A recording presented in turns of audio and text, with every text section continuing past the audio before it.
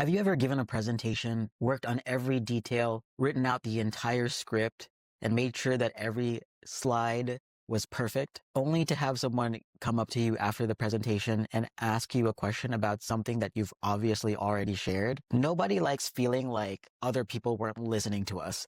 If all of your information is perfect and you know that all of your talking points are there, but people are still forgetting what you shared, it could have less to do with the content of what you're presenting and more to do with your delivery. So if you want to learn how to be an unforgettable speaker, then this video is for you. One method that really works well to make sure that the ideas that you share during your presentation stick in the minds of your listeners is giving a parallel example. If you are trying to make a point in your presentation and you're using facts, figures, industry terms, that's all great.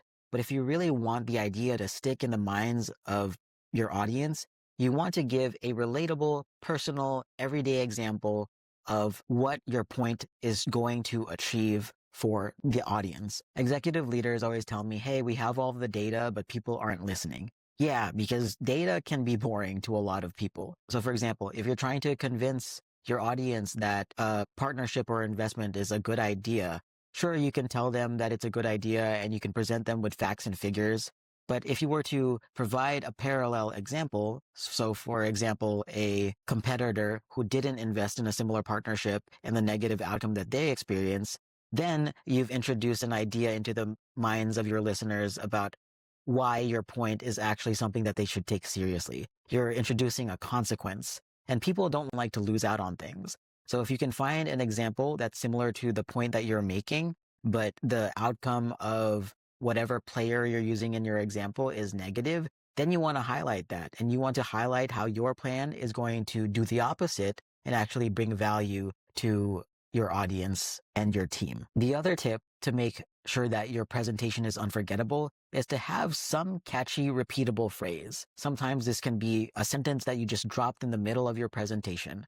But if it's something that's catchy, that's funny, that's smart, that's witty, it tends to stick in the brains of the people who are listening to you and will make them lean in when you're presenting. The really cool thing about this tip is your catchy phrase, your memorable statement, it doesn't have to explain the full concept of your presentation as long as it's a part of it. Because what you'll see happening in meetings, conferences is if you have any speaker who shares a story and they might say some really distinct phrase that tickles the brains of the listeners really well, you'll find people talking about that meeting or talking about that presentation after the speaker has presented. It starts a conversation about the presenter and the entire topic that they presented on.